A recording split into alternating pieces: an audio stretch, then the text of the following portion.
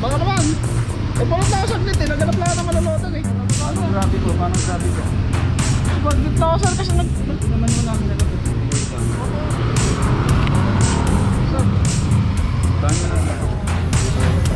Sir, sir, halika. Inilinis ko rin garahe, nilabas ko lang.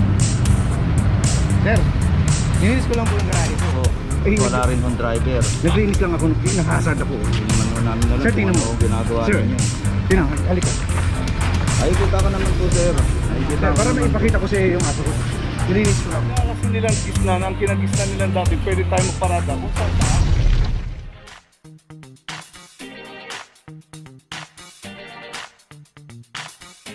Papajo TV.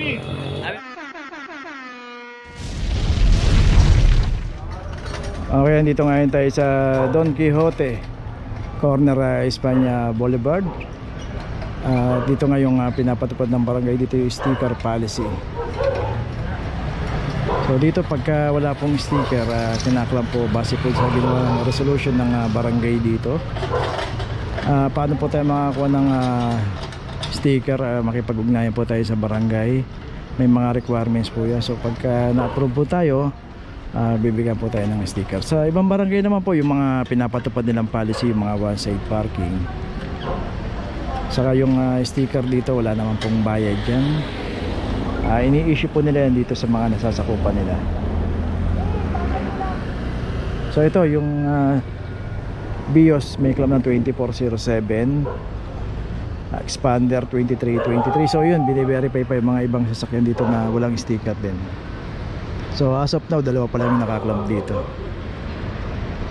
Pero yun nga, yung resolution o yung ginawa nilang sticker policy rito, hindi naman natin masasabing pang matagalan yan. Pero mas mainam po talaga kung meron po tayong sariling garahe. Advantage po yung pagka meron tayong sariling garahe, kasi hindi na po tayo mangangamba. Matapos man yung resolution na yan, mga one-side parking na yan, lamang na tayo kasi hindi tayo mangangamba na magkaroon man ng operation, hindi tayo makikipag-abulan, hindi tayo makikiusap. So yung expander may notice na rito. Ito na yung ginagawa yung sa BIOS.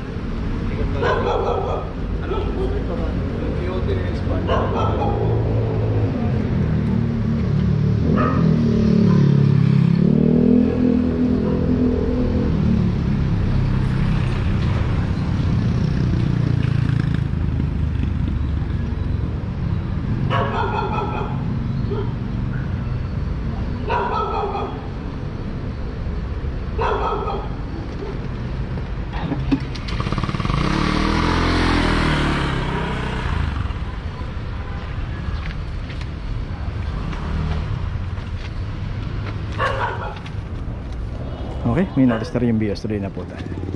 Location natin, Arliqui Street, corner Duque Alba. Dito nga yung isang high east. Dito rin pumarada, yan yung signage, no parking, clumping zone, mabuhay lane.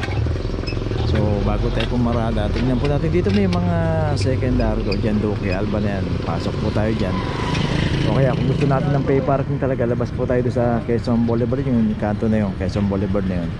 Pagkaalam po natin doon, may mga pay parking po doon halos sa dito lang sa tapat ng simbahan mismo ng Quiapo. Ito may claim na 2322. Dito rin kasi pag dito tayo inabutan, bukod sa bawal po rito, hinuhuli po yung pagka walang driver. So yung isang high east din doon, may driver yung pinapalis na lang yung team leader.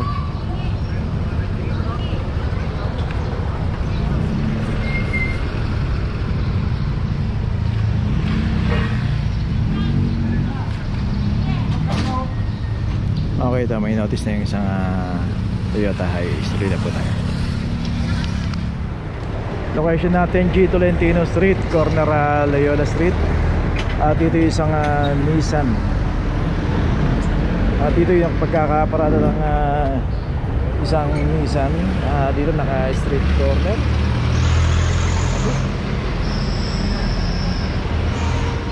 Okay, di pala Nissan to eh. GAC pala to.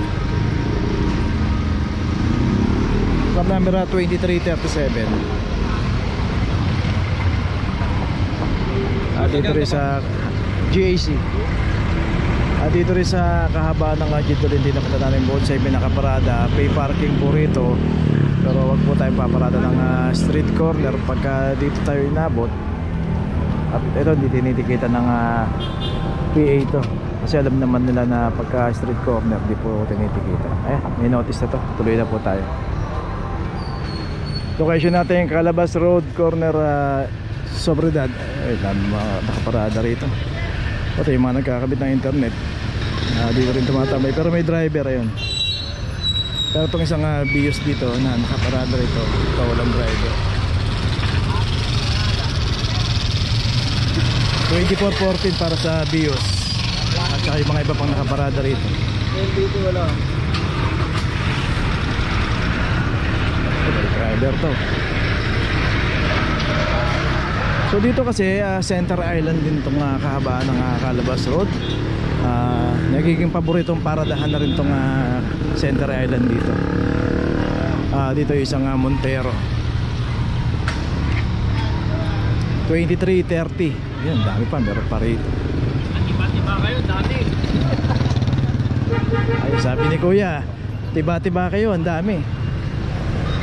Pero hindi po yun ang dapat matuto tayo na wag pong paradahan yung kahabaan ng Center Island. Kasi hindi po nilagay yung Center Island para maging parkingan. So yan, yung isang sasakyan din dito, may driver.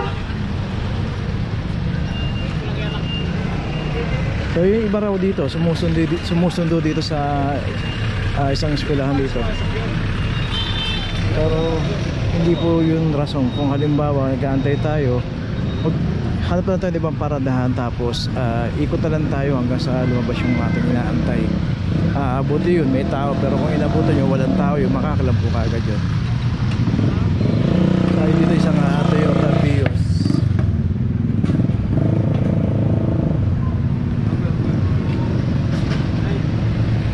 $2409 para sa isang Toyota Vios. So doon nakaklamp doon kanina, dalawa na. Center Island, taas dito naman yung naklamp din dito. Ayan, nakita natin merong terminal ng tricycle dito. So doon ata yung terminal talaga nila. Pero yung paparada rito sa mga naka-Center Island dito, i-coordinate lang po natin yan sa TMU kung sino po yung nakakasakop dyan sa mga tricycle. Yung tri-wheel management yun eh.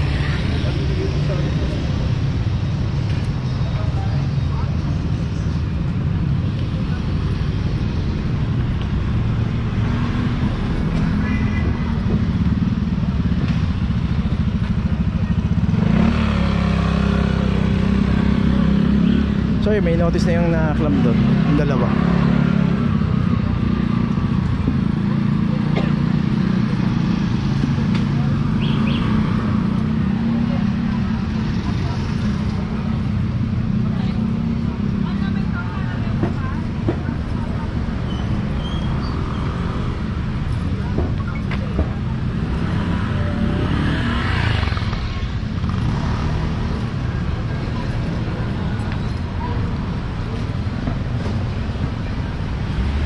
Okay, ito yung sa Montero notice. So yun, lahat yan naklam dito may notice na. Okay, tuloy na po tayo. Okay, dito ngayon tayo sa Piña Street, corner Santol Street. Dito yung isang Toyota Innova. Ang daming bata. 2412. At dito rin sa kahaba ng Piña, makita natin na malalaki po yung mga garahe rito, lalaki yung mga bahay. At mismo yung barangay po ang nagpapanatili rito na zero obstruction. Ayun, meron pa isang kinaklab ng punta natin. Ito, ginagawa na yung notice dito.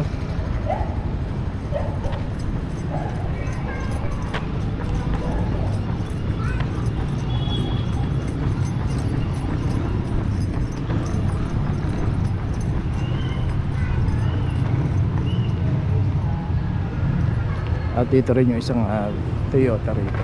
Ito nakaklab na rin. So dalawa yung naklam dito. Kaya iwasan po natin pumarada sa mga bawal. May notice na at meron naklam 2336. Okay, tuloy na po tayo. So version natin na Shosego, corner Celesio. Dito isang Innova.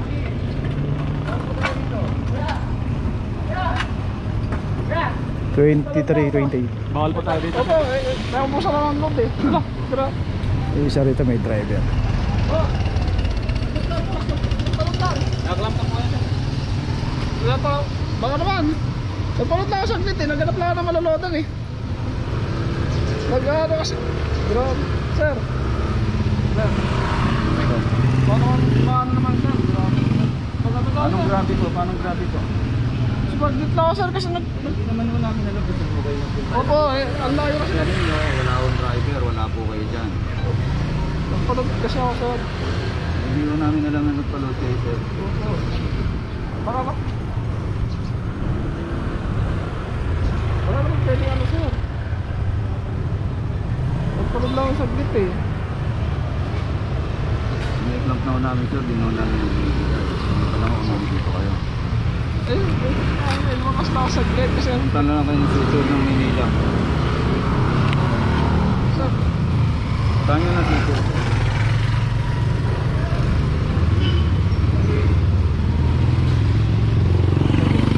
Okay, meron pa pala rito sa Silencio. Okay. Isa pa pala rito yung Bios. 23-29 para sa Bios. Dito rin bawal din po kasi rito. Mismo po yung barangay dito ang nagko-complain dito na dapat wala po naka-obstruct. Okay, sa kayo sa pangasasakyan din dito. Pero nga may video, ha? Okay, wait sa mali. Okay. Dahil lang. Okay, sa kayo Innova rito.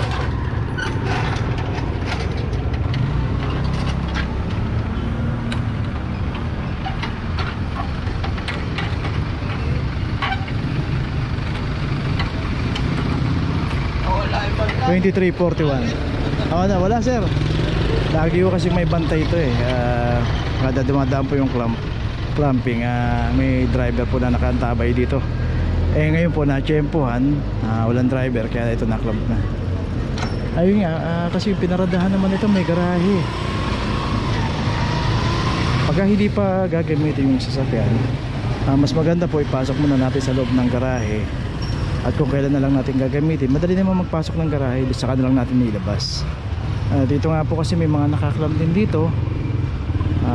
Gaya nyan, ito na-tsempohan na walang driver. Kaya hindi naman po natin masasabi na oras-oras mababantayan natin yung sasakyan. Mas maganda po, baka yung driver ito kumain, dapat pinasok niya muna sa loob ng garahe. Ito, may notice na rin. Balik tatlo nga naklab, tatlo yung naklab dito sa dalawa isa sa Sosieco, saka isa sa Silencio Street. Okay, tuloy na po tayo. Location natin de la Puente Street, corner Espanya Boulevard. Dito isang Toyota Hi-Ace.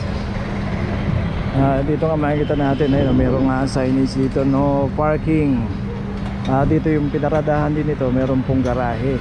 Dalawang garahe pa nga ito, no? Kaso yun nga, dapat pag may garahe tayo, advantage po yan sa mga ibang walang garahe. So gamitin po natin yung sasakyan natin, pasok natin sa loob ng garahe, at kung kailan natin gagamitin, saka na lang po natin ilabas. Kasi pagka dito po inabutan yan, naka-obstruct eh. Sir, nagkarawas ka pa. Sir, halika. Inilinis ko lang yung garahe, nilabas ko lang. Sir, nilinis ko lang po yung garahe ko. Kailangan nabutan mo namin ito sa kanya. Hindi naman kayo mag-visa. Sir, dentist po ako, sir. Nabutan mo namin kasi yan, sir. Naka-sidewalk po. Wala rin yung driver. Naglinis lang ako, nakahasad ako. Hindi naman ho namin alam Sir, kung tingnan ano mo. ang ginagawa Sir, ninyo. tingnan, halika. Ay, kita ka naman po, sir. Ay, kita Sir, ko para naman maipakita po. ko sa iyo yung aso ko. Nilinis ko lang. Papuntahan nyo na lang ito rin, sir. Ganun din naman ho yan, sir. Sir, Papuntahan nyo na lang sa sequel. Sir, nabahan naman. Pagdating pa lang ho namin, sir, may violation na po kayo. Mga sidewalk po kayo. sir, dito mo. Action po. Kapakita ko nga sa iyo. Naglinis nga ako, sir, naman. Ito, nung Ganun na lang po, sir. Para po hindi po tayo magtagal, sir.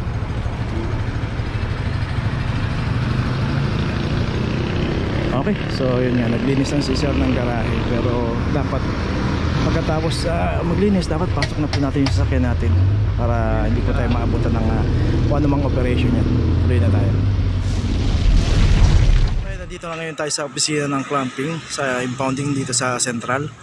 Dito na po nagtatapos ang ating vlog. Maraming salamat po sa mga subscriber, sa mga viewers, sa mga napadaan po sa ating channel. Maraming salamat po sa mga suporta nyo.